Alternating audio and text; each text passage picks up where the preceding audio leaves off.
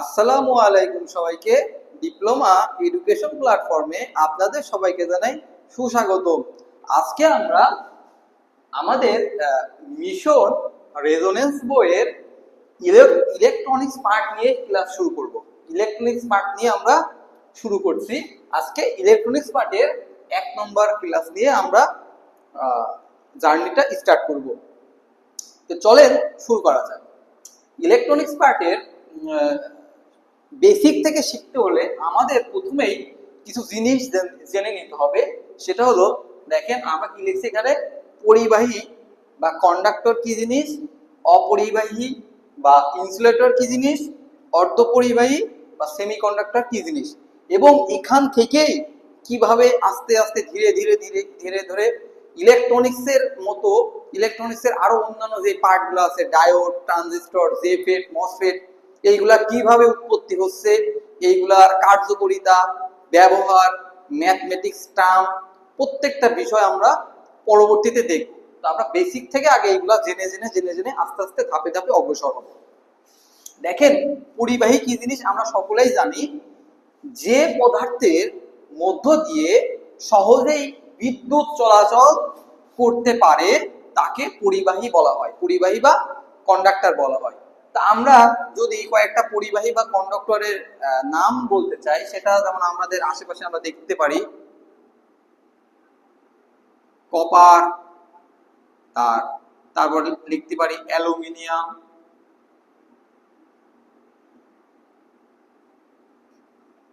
ইত্যাদি ইত্যাদি। বা ধাতব জাতীয় যেই পদার্থগুলো আছে, সেই পদার্থগুলোর ভিতর দিয়ে খুব সহজেই বিদ্যুৎ চলাচল করতে পারে। আবার অধাতব পদার্থ, যেমন অধাতু, যেমন পানির ভিতর দিয়েও কিন্তু বিদ্যুৎ চলাচল করতে পারে। ঠিক আছে, তাহলে যে সকল পদার্থের মধ্য দিয়ে সহজেই বিদ্যুৎ চলাচল করতে পারে তাদেরকে আমরা কি বলবো? পরিবাহী বলবো।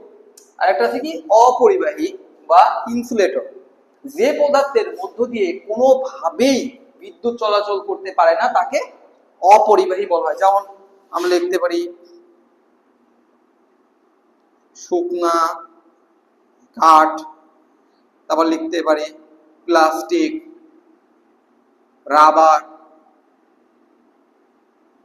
এইগুলো আমাদের আশেপাশে যে জিনিসগুলো দেখি, এইগুলার ভিতর দিয়ে কিন্তু কখনোই বিদ্যুৎ প্রবাহিত হতে পারে না। তাহলে এইগুলাকে কি বলা হবে? অপরিবাহী বলা হবে। এবার মোস্ট ইম্পর্টেন্ট যে টার্ম, সেটা হলো অর্ধপরিবাহী। এবং এই অর্ধপরিবাহী থেকেই আমাদের ইলেকট্রনিক্সের উৎপত্তি। ইলেকট্রনিক্সের মতো এত বিশাল একটা সাবজেক্টের উৎপত্তি। তাহলে এই অর্ধপরিবাহীরা আমরা খুব ভালো করে শিখবো এবং এখান থেকে আমরা ধীরে ধীরে ধীরে ধীরে অনেক গভীরে অগ্রসর হব। দেখেন, অর্ধপরিবাহীরা কি জিনিস? যে পদার্থের মধ্য দিয়ে নির্দিষ্ট শর্তে বিদ্যুৎ চলাচল করতে পারে তাকে অর্ধপরিবাহী বলা হয়। এখানে কি লিখছি ভাইয়া? নির্দিষ্ট শর্তে। তাহলে নির্দিষ্ট শর্তে কি জিনিস? মনে করেন এখানে একটা, যেমন আচ্ছা অর্ধপরিবাহীর উদাহরণ যদি দিতে পারি, যেটা হলো সিলিকন, তারপরে লিখতে পারি কার্বন, ইত্যাদি যেগুলো আছে। ঠিক আছে, তাহলে এইগুলা কি? অর্ধপরিবাহী। আচ্ছা, তাহলে এই জিনিসগুলা আর এগুলো হলো অর্ধপরিবাহী। এবং অর্ধপরিবাহী চেনার আরেকটা উপায় আমি বলে দিই, যে এই সকল মৌলের সর্বশেষ কক্ষপথে 4টা ইলেকট্রন থাকবে। কয়টা ইলেকট্রন? 4টা ইলেকট্রন থাকবে। সর্বশেষ কক্ষপথে কয়টা? সর্বশেষ কক্ষপথে, সর্বশেষ কক্ষপথে 4টি ইলেকট্রন বিদ্যমান। ঠিক আছে, সর্বশেষ কক্ষপথে কয়টা ইলেকট্রন বিদ্যমান? 4টা ইলেকট্রন বিদ্যমান। এগুলা কেন 4টা ইলেকট্রন বিদ্যমান, তারা কেন অর্ধপরিবাহী, সেগুলো আমরা পরের ভিডিওতে আলোচনা করব। তো দেখেন, তাহলে এইগুলা কি?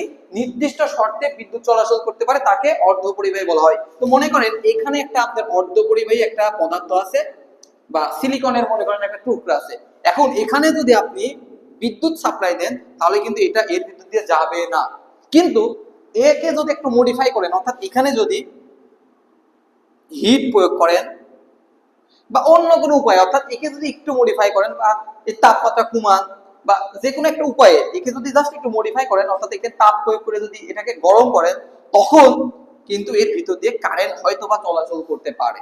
ঠিক আছে, অথবা একে যদি ঠান্ডা করেন, তাহলে এই স্বাভাবিক অবস্থা থেকে যদি ঠান্ডা করেন, তখন হয়তো বা বিদ্যুৎ চলাচল করতে পারে। ঠিক আছে, তাহলে এইভাবে কোন একটা পদার্থ সাধারণ অবস্থায় বিদ্যুৎ পরিবহন করবে না, কিন্তু তার উপরে একটা নির্দিষ্ট শর্ত যদি আরোপ করেন, গরম করা কিংবা তাপ প্রয়োগ করা কিংবা ঠান্ডা করা বা অন্য কোনো যদি উপায় তার উপরে প্রয়োগ করা যায়, তখন সে বিদ্যুৎ প্রবাহিত করতে পারে। এই সকল পরিবাহীকে কি বলা হয়, এই সকল পদার্থকে কি বলা হবে, অর্ধপরিবাহী। তো আমরা পরবর্তী ক্লাসে দেখব যে কেন পরিবাহীর ভিতর দিয়ে খুব সহজেই কারেন্ট চলাচল করতে পারে, অপরিবাহীর ভিতর দিয়ে কখনোই কারেন্ট চলাচল করতে পারে না, এবং অর্ধপরিবাহীর ভিতর দিয়ে কেন মাঝে মাঝে কারেন্ট চলাচল করে, মাঝে মাঝে কারেন্ট চলাচল করে না। এই পরের ভিডিওতে আমরা এর ম্যাথমেটিক্যাল টার্মস বা এর একটু গভীরে জানার চেষ্টা করব। তো আজকের ভিডিও এ পর্যন্তই। ধন্যবাদ সবাইকে।